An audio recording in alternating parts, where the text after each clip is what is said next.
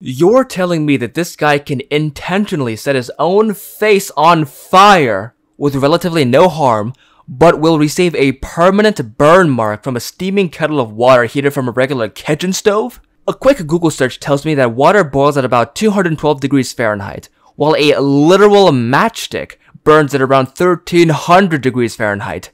I don't care how weak Todoroki may have been as a child, no way he's being fazed by a literal kettle of tea. So how does Stain's quirk work exactly? Has no one thought about this? Stain can temporarily paralyze people by licking their blood, right? But how does licking someone's blood off a knife paralyze his opponents? There are three main quirk types: emitter, transformation, and mutation. There is also accumulation, but that's not really important right now. My hero doesn't really have a magic system. So is Stain's quirk some kind of telepathic ability? Can he really just paralyze anyone but his brain just tells him he can only do it by licking blood? Is he like the Chuck McGill of the My Hero universe? I guess we'll never know.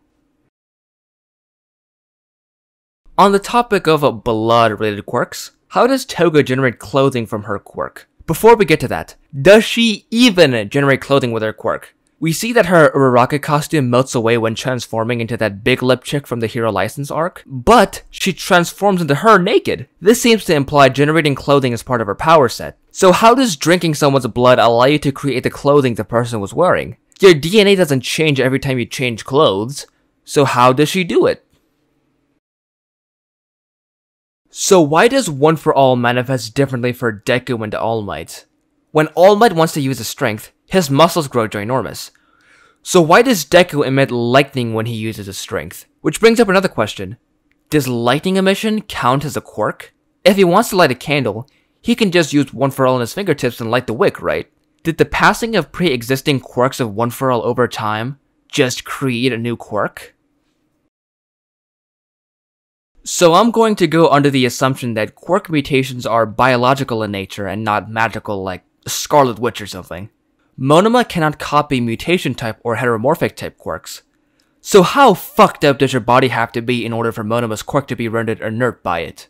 We've seen that he has copied Bakugo and Kirishima's quirks, and there must be something different inside their bodies that allow for their quirks. And it's not like he can't grow body parts to copy a quirk. He was able to grow a horn from copying Eri. So why can't he copy every mutation type quirk like Ojiro or Hakakure? So Mirio explains that since two things can't be at the same place at once, when he phases into the ground, physics just shoots him up into the air so that he can regain his impermeability. But he can exit his permeable state whenever he chooses with all the air molecules around. So it stands to reason he'd get stuck in the ground like the Hulkbuster suit when Thanos played the hell out of Bruce Banner in Endgame. If he is able to phase in and out of his quirk around air molecules, he should be getting a mouthful of dirt every time he tries that physics trick again. Luckily for Aizawa, I won't be talking about his borderline magic sentient bandages Doctor Strange's Cloak of Levitation ripoff today. I want to take a deeper dive into his quirk, Eraser. So he can disable the work of an enemy quirk user if he stares at them funny. He has been seen erasing both Todoroki and Bakugo's quirks, so he can disable the function of the body that can activate a quirk, but won't work on things that don't need activation, like horns or permanent invisibility. So could he erase Ojiro's tail? Like, it is a biological appendage that requires activation by the quirk user. So could Aizawa make his tail go limp if he stares at it?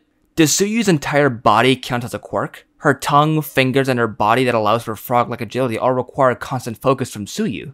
So would she just go limp as well? On a side note, what would happen if Aizawa looked at himself? Would he erase his ability to erase his own quirk? But if he erased Eraser, he wouldn't have the ability to erase his quirk erasing quirks in the first place. How would we even know if he was erasing it or not? Is it really a big deal in this universe if you don't have a quirk? Cause guns seem to work just fine on most villains in this universe. Well, I mean, I guess it could be a problem in Japan, but Snipe has what looks like a custom 8-round revolver. Do you think there are a lot of gun-wielding heroes in America in the world of My Hero? Not people like Gunhead, where guns are their quirk. I mean regular-ass people with useless or no quirks at all wielding guns like the Punisher or something. I'm sure they do just fine, just show up to the crime scene and air out the whole room. So what if Deku never got One For All? He'd be just fine with this Glock for all. Just to get it out there, this video was not made in malice. I actually love the My Hero manga, and it's one of the only series I keep up with to this day. The art of My Hero is one of my greatest inspirations as an artist, and I consciously try and study it all the time. I do think the anime is kind of mid though, especially now. But that being said, I hope you guys enjoyed the video, and I'll see you next time.